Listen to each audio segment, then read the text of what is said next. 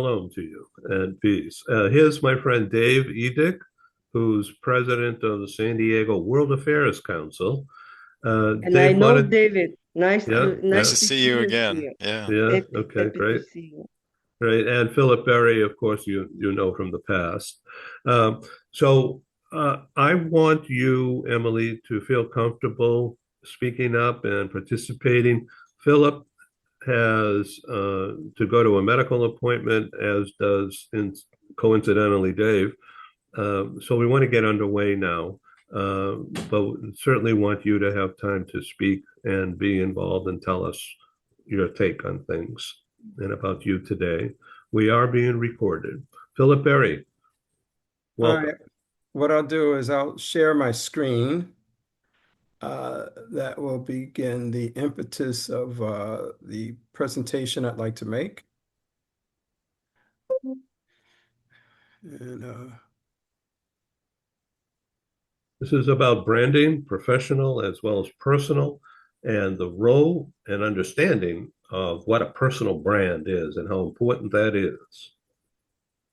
and and moreover, as individuals, when we look at why are we here, all professionals, whether they are a president of a division, whether they are newly inducted into a organization, whether they're fresh out of school, need to really understand how the steps that are necessary in order to continuously move them from their present levels of performance to higher levels of capability. And so when I talk about that, what we want to do is to continually put the question before people in terms of what makes you unique or distinctive. A number of individuals feel that they have, quote unquote, made it, but they don't necessarily take time to evaluate how they can continuously be distinctive throughout the years of their professional life and their personal life. And specifically, individuals really don't think of branding in the way that, for example, Ed as a marketing person would look at it. Ed as a marketing person, uh, Ed is very interested in helping companies and organizations to think about their brand and how they position themselves. Well, each individual in this day and age also thinks and has to think about what their brand is and what they are able to continually do so that way they can be received in either the organization that they're in or another organization that they want to be in. And or therefore, when we talk about branding, we're talking about your leadership brand. We're not talking only about the interpersonal qualities that bring you to where you are, because a brand clarifies what you will do and what you will not do. It clarifies who you are and who you are not. And also, it provides for identity, purpose, and direction. So myself, having worked in different countries, as I have moved individuals from one division to another, from one job to another, from one function to another, and even now, as I'm involved in my business, I see that this whole issue of being able to identify your brand. I'm working with a number of people now on a personal level from an executive coaching standpoint, looking at this whole issue. And the other thing is that in this global world that we're in, like, so for example, David and Emily, as you're on, you're in a certain situation or position. There are many people who will see themselves as a regional resource, but how do you transition from being seen in one way as a regional resource to being a global resource? And so therefore the critical questions come in how you repurpose yourself. And that's why I call this not just a branding strategy, it's a personal rebranding strategy. How can you increase your impact, make it deeper, broader, and multidimensional? What are some of the strengths that you have that can be exported to other areas? And also, can you break down the barriers that pigeonhole you in one function or one country or in one region? I usually find when individuals they graduate from their college or get a degree, business degree, law degree, whatever it is, and so that defines who they are.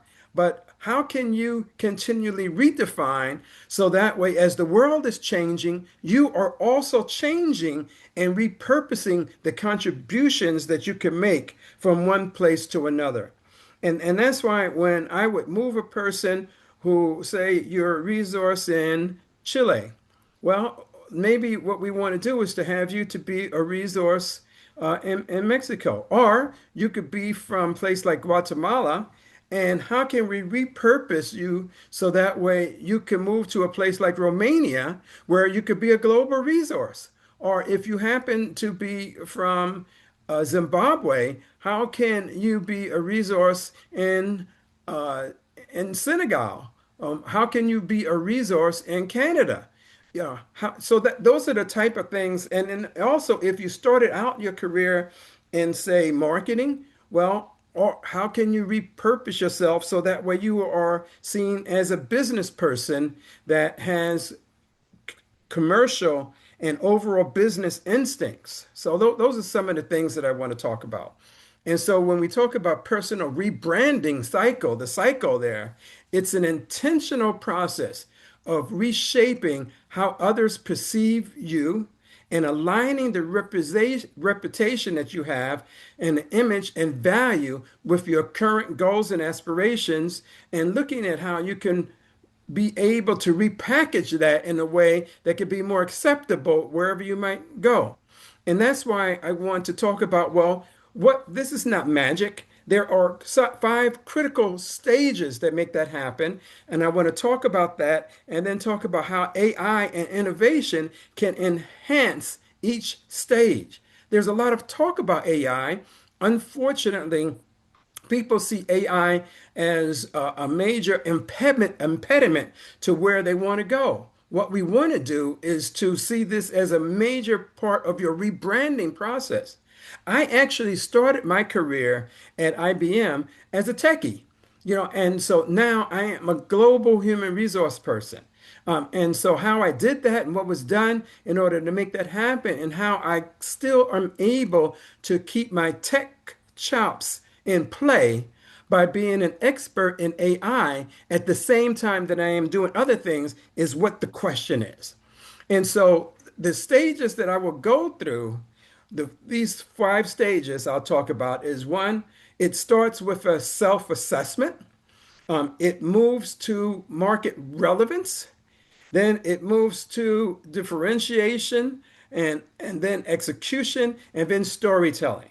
So I'm going to talk about all five of those so that way you have something in specific.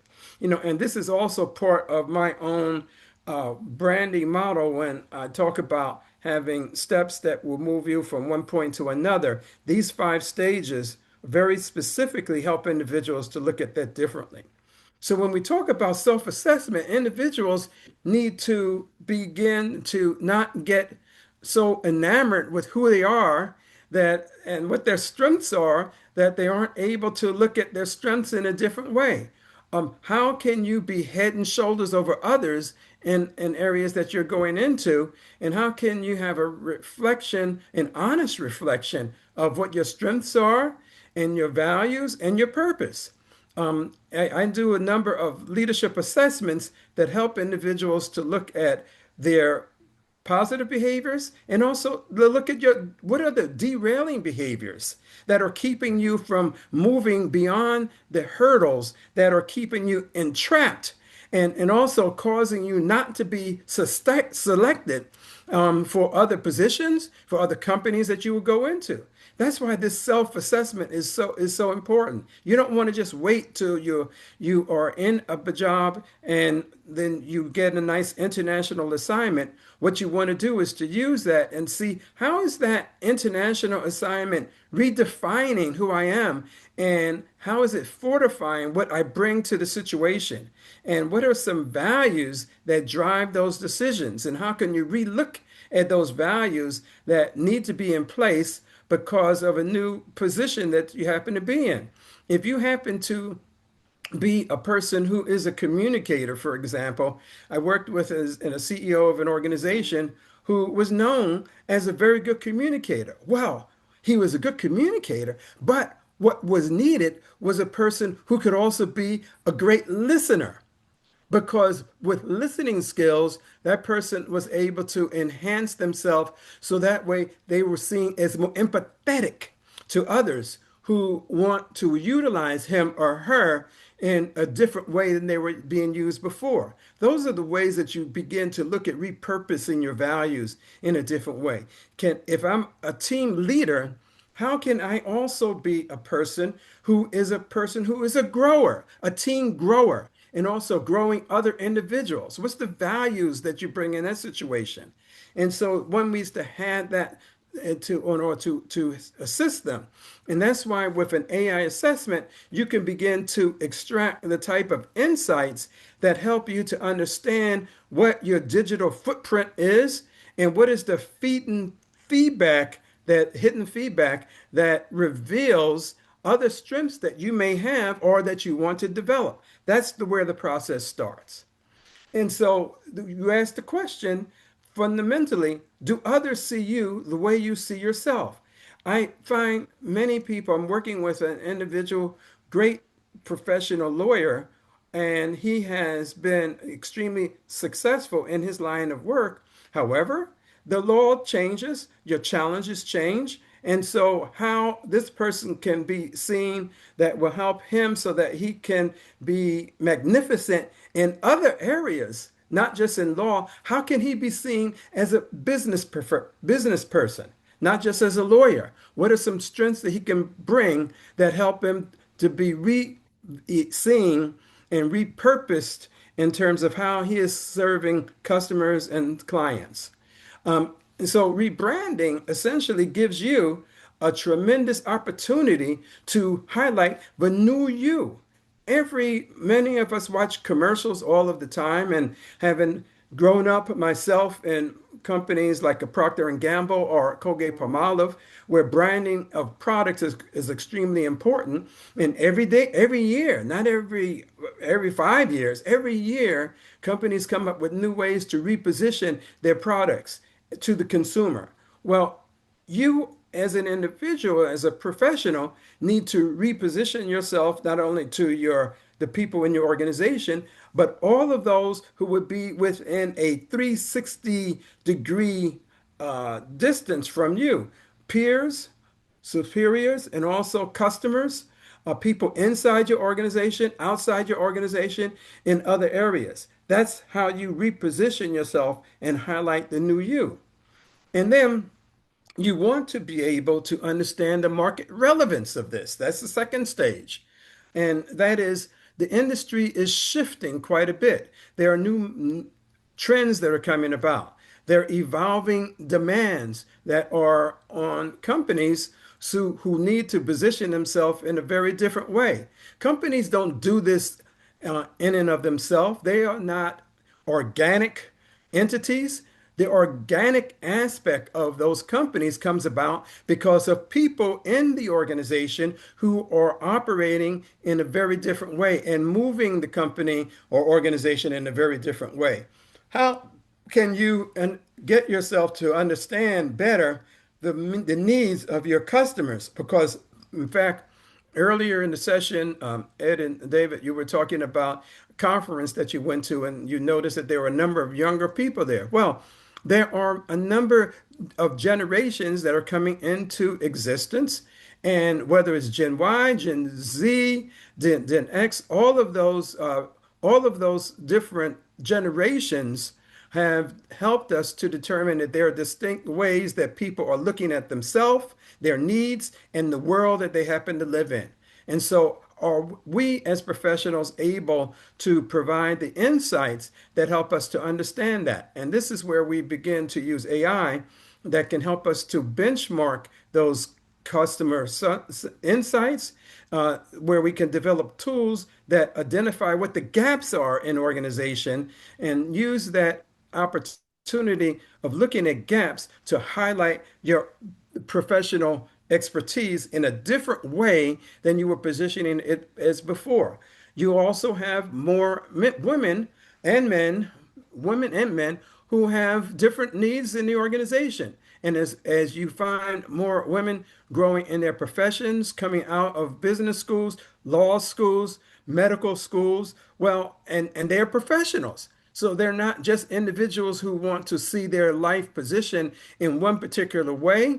They want to see it as how can they begin to be, how can we position to them based upon the expertise and the needs that they have within the marketplace. That's how we begin to determine, no matter what area you're in, your market relevance. And so, what we do, therefore, is to rebrand ourselves when we want to expand our market and consumer and customer base. That is how we do it. I remember working with Ed in the early days and throughout Eastern Europe, Romania, Poland, Czech Republic, and Russia. I worked in all of those areas. And so, what we saw is that when the Berlin Wall came down, there are individuals who wanted to position themselves differently to the new generations that were more educated, Western exposed, and so how can we begin to position products that help to meet the new needs of these individuals who are seeing themselves in a very different way? And that also comes about no matter what country you might be in and what part of the world you happen to be working in. And so, therefore, we're looking at the fact that differentiation is a key, not commoditization, not everybody trying to be the same, but there's a crowded marketplace out there from a standpoint of being able to help identify what you can do for people. What have you done for me lately? And so therefore differentiation is essential. And this is the stage that we get to when we're talking about clarifying and showcasing your unique value proposition. And so as individuals will move, I found it very interesting when I looked at my own career, looking at not only the developed quote unquote part of the world, but the emerging market. And looking at the emerging market, looking at opportunities in all of those countries that were now that not as urban focused, but as income began to increase in certain areas, whether you're talking about in Mexico or whether you happen to be talking about South Africa or whether you happen to be talking about in Guatemala. All of those places require individuals and organizations to differentiate themselves in a different way. And then you get to a point where you begin to say, how can we therefore rebrand so that we can take advantage of these new and emerging trends? And how does AI help us to understand what those new trends are and what the emerging trends, 2 to 3 years from where you are now, how can we take advantage of that so that way the relevance that you bring now will be relevant in a not too distant future? And then what you want to do is to begin, after you begin to do that, what makes you different? What are the unique skills that you bring that separate you apart from others who are in the marketplace? How can you develop a distinct viewpoint that helps you to bring new values to the way you're looking at issues? And then what measurable outcomes can we demonstrate that really show the value that can be proven in one area versus another? So we rebrand, therefore, when we want to be perceived differently. You don't continue with the same brand. Some people just say, well, this brand got me here, but what got you here today is not going to keep you there tomorrow. And that's what we need to begin to understand, how we can rebrand and therefore establish a new sense of relevance and position ourselves in the marketplace, whatever that market is, whether the market is within your company or outside of it. I was involved in many type of studies where individuals were looking at people who moved abroad, and then some companies were able to repurpose those skills that people acquired in one area so that way they could be effective in another. I remember working with a person from Romania, accountant person, finance person, and then we said, well, how are you dealing with the cost of inflation? How are you able to position yourself in a hyperinflationary economy. And so from Romania, we said that those skills are not only good here, but when we looked at Zimbabwe, we looked at Turkey, we looked at Russia, we looked at Brazil, and we saw that those skills were essential in all of those particular countries because they have a different way of looking at the world. Wouldn't it be really good if we also had individuals in this country, in the United States, who could position themselves based on a more global way, macro way of looking at the economy and how the economy can change in one area versus another? And then what we begin to do is to understand.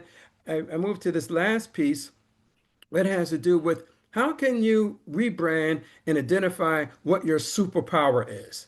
And I say that individuals have a superpower by developing your CQ. Well, what do I mean by that? Individuals will move into a job based on their IQ, and then they say, well, I have pretty good people skills. And so, but that's EQ. But IQ and EQ are not enough. The CQ is the global differentiator. I just finished doing some work with a person named Dean Foster on his new book, which talks about business across borders. And in this book, Business Across Borders, you could see the work that was done in over 100 countries and how one needed to have a CQ that help them so that they could be successful in each of the countries that they would go into. That's why we say that CQ is the global differentiator. And there are four elements, I would say, as I begin to close on this and open it up for discussion. The global, so many people say, well, I'm pretty good at understanding people, and so I have some drive, and I have I have that is an intrinsic interest to be able to develop and motivate others. I have some knowledge. I speak certain languages. I read, I study. I've traveled to different places. But we need to have the other two elements of a CQ, which have to do with how are you able to plan your business interactions from a standpoint of strategy. And what are some of the cross-cultural interactions that need to be re-looked at based on the assumptions that you have and based on the knowledge that you have? And then moreover, how can you develop new behaviors so that way, as you are working with people within different cultural contexts, you're able to incorporate verbal, nonverbal, and communication patterns across the board that help you so that you can be a truly global talent. And then the last part of all of this, how you put this together, has to do with storytelling. Everybody has a story to tell.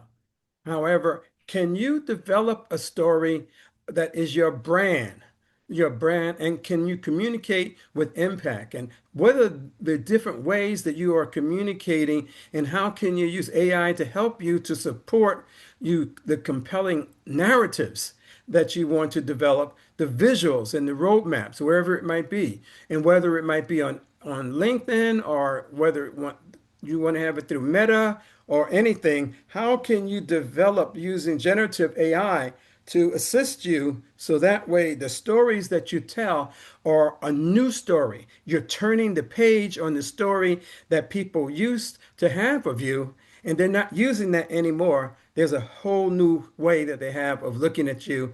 And are you able to put that together from a standpoint of execution? That is being consistent with demonstrating your brand through your decisions and behaviors, through the standpoint of strategic visibility that you have wherever you are, and then in terms of continuously improving your results and impact based on those new stories. And that's where the rebranding comes in terms of the analysis that you use. You can make AI your friend from that standpoint, looking at your analysis and feedback and your strengths, looking at how you benchmark and identify gaps and position yourself in the marketplace, and then creating narratives that will help you to understand that and explain it more And the story, this whole rebranding, I would say, so when does it start? It starts now. One, assess where you are now. Two, identify market opportunities. Define your value, craft your compelling story, and then execute visibly. So this way you can see that rebranding is something that you can use, and AI becomes your ally in terms of defining this. So those are the main things that I wanted to talk about in my book, where I talk about 8 steps to ultimate success. I go into some of those steps even more specifically, but certainly you can see how this can help you, so that way you can begin to reposition yourself so that you are a new person and you're seen as a new person in everything that you do. So those are the main things that I wanted to outline, and I want to give others an audience to either ask questions or come back with other points that you might have to this. Philip, tour de force, thank you very much. This is great. Emily, what do you think of that? Yeah, I have a question. Just, what AI tools you are using or you are advising to use for this rebranding activity? Use all of them, right? I mean, No, don't no, use no, no. just don't just use Google. No, no, because the reason why you don't want to just be pigeonholed into one particular AI tool. That's why, because what happens is that there's there's inconsistent information that can come up if you just rely on one tool. Don't be stuck and pigeonholed into just one way of looking at it. Use Google, use ChatGPT. There are a number of different What things tool are like that. you using? What I tool use are all of them. I'm telling you, Emily, I use all of them. And it depends on what my goal is. See, you start with your goal, not with your AI. You start with what information am I going to be able to get from this particular source. So I use Meta sometimes. I use Google sometimes. I use ChatGPT. There are a few ones like that I rely on. I use Gamma. And what happens is that each of them gives me a unique way. It's like a prism.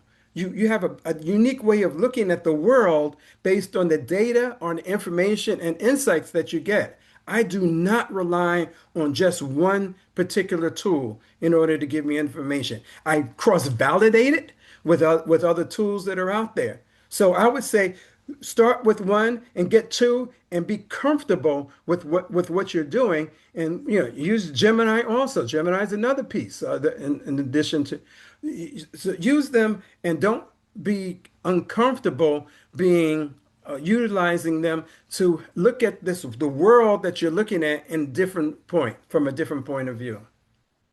Philip, I this is a found it very fascinating presentation. confusing. Yeah, I Sorry, Emily, found go ahead. Sorry. Yeah, I used several tools before. I very value my time, and I will not ask the same question 10 different tools. I selected, for example, for myself, Perplexity, which does the work for me, analyzing different sources and different AI tools. And I have some other tools for different purposes. And yes, and I can tell you that I am kind of this week, over the last couple of weeks, actually in the process of rebranding. I didn't have time to think about it. I mean, from the perspective of delivering to the world, because I'm busy with other aspects. But thank you for this presentation, because I will be doing rebranding. But yes, you confused me with your answer, because uh, today on the market there is 400, maybe even more AI tools for different purposes. In order to validate like all of them or some of them, I need to spend a lot of time. So It's just like, look, when you're baking a cake, all right, look at it like let's not confuse it by just thinking about AI. Look at this as, let's simplify this. And so if you try to delve into too much, then you create an unsophisticated world for yourself and make it more complicated. If I'm baking a cake, So what happens is sometimes I'll use one ingredient, I'll use another ingredient along with it because I want to get a different impact or a different result. And so I try different things. So look at it in that manner. Don't just look at one. Dave? I got to run, but Philip, this fascinating presentation. I'm so glad that I sat in on this morning. You really have got a rhythm down to this, and I want to spend more time thinking about this, the AI perspective, and your view that you're getting different views from different tools is kind of blowing my mind this morning. I got to run. Just fascinating, fascinating. Thank you, Oh, good. No, Thank, thank you thank Thank you. very Emily. much. See you around soon. See I I'm you look around. forward to it. Yeah, I was about to connect with David. It's just kind of coincidence to see him today. So, um, and why I took like these topics so passionate. First of all, I was sure that today we are speaking about Latin America. My interest over the last years, and even last year was about Latin America. So I thought it will be conversation about it because I am kind of moved from like I am now representing European Austrian-based VC investment company and trying to find more contacts, connections in Latin America. Obviously, I was not thinking about like all this. I need to rebrand because Mhm. relocation, which I was and still interested in, now kind of get different angles. It's not about relocation; it's about my connections that I acquired, over the last years. And I am using AI tools. And speaking about the research that I am doing and people I am looking, there is a big, and I know that they're providing different answers. That's why it's very confusing to ask the same question, 5, 10 different tools. How do you know which one to select? Like for me, it's losing the focus. Well, this is the thing.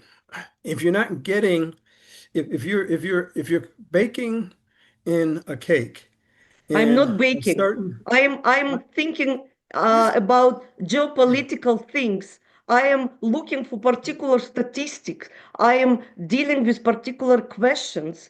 And that's why I need reliable tools. And I don't trust Google, sorry, Gemini, and I don't trust many other tools. And that's why I thought that you have kind of more selective way to advise. I am using AI and I'm learning and I'm taking the courses to even maybe to create my AI agent because I'm not satisfied with information which provided by different AI tools. It's my response. the one thing I would say is that many times the information that you get is going to be based on the questions that you ask. And, Absolutely. and and so Absolutely. and so therefore being able to position oneself so that way you're asking a different question and delving into sometimes you'll get insight about that one diagnostic will give you that you won't get from others. And that's why I use a compilation of all of those in order to arrive at an understanding. I mean, one of the things that we know is that when you look at Latin America, and Latam is very different. And I've worked in all of the countries there, except Mhm. for let's see, Bolivia. That's the only country I haven't worked in. And so and working with a number of them over the years, when you look at the Andean pack, so you look at Chile, Uruguay, Argentina, the lower cone, the economy and what's happening with the market there is different from what's happening with Mexico, and also is very different from what's happening with Costa Rica and Guatemala, El Salvador, all of those. So being able to understand where those markets are doing and where the consumer is growing and going and what they want is extreme, and understanding the economics in those areas, I think is very important. I would say, unfortunately, there is no one global view of Latin America right now because they're all in very different places, and the degree of cooperation is not as strong across some of those areas that it might have been years ago. So, and then the point where you have different elections that are taking place, the economies are taking place, and also the market, where the people are, the economies in those areas. Look at what's happening with Brazil and how Brazil has changed quite a bit, over the last few years. And then you still have Colombia and Venezuela, and what the impact is there. So you almost have to look at it from a regional standpoint to really appreciate where those regions are going and are there changes that are taking place in those areas that will help one to understand how they would position a new growth opportunity that would benefit people who are in those areas. That's Latin. So Latin America is very critical, and the only way that people really understand one region of that particular economy is by having some experience in all of those areas. Yeah, like this year, I was extremely interested in Argentina. Actually, I was Mm. following by Argentinian news and economy, and I'm actually a big fan of Javier Milei. I was in Buenos Aires this summer. I was in Uruguay. I met a lot of different people, economists from different Latin American countries, and yes, and if I would rely on AI tools on this, no, just some particular questions. I'm taking courses in economy. I'm listening or reading, to the specialist. AI, just, some small questions that I, can ask and clarify for me. Oh, some statistical analysis. Yes. Mm. Okay, thank you. I am in the process of rebranding. I am using AI tools, but I'm using Perplexity because it gives me different level of going down and deep. Yeah, And good, very thank good. you. Yeah, and you find a tool like that seems to work, and then you can cross-validate it, with one of the other sources that will help you to understand it even more so. So that's good. Do what you're comfortable with, at least at the beginning. I mean, I think none of them I give you 100% of what you want. That's one of the things I will say, and that's why I happen to use different tools, based upon the question that I'm looking at and based upon the item that I have under discovery at the But how point. do you know which one to use in what case? Well, you don't know until you try some of them out. I mean, like I say, I told you about all of the ones that I just talked about, like from the standpoint of Gemini or Google or ChatGPT. I find that a number of them I'll use one of them and then I'll see, well, am I getting what I want from here? And if not, if I want more, then I use another one. I don't get hooked into any one. Like you're asking me for the one way, and what I'm telling you is that there is no one. The trap that you fall into is by thinking that you will have one of those tools that will give you 100% of the information that you want, and What I don't do about that. truth? What about truth? How you validate that information you receive from this or other tool is really truthful, that you can rely on? Well, that's where you use one of the other two. I mean, like if you use two or three different tools, and then if they seem to put you in the same direction, then that gets you to a closer standpoint of getting validation that you want. Okay, thank you. Thank you both. Really appreciate you doing this, Philip, and thank you for being back on TV with us, Emily. Thank you. Thank you. Yes. I am now looking at rebranding. I am kind of going to the new direction. And it was very valuable conversation. Thank you, Philip, and thank Yeah. you, Adrian. So if Yeah. I understand correctly, you're looking to introduce people. You have a No, venture capitalist I'm who's looking for asked you to help. startups. I'm looking for startups in particular to connect with startups in and innovators in medical, agriculture, clean energy fields. Yes, and I know already some of them, and I'm looking for international exposure. Well, rebranding is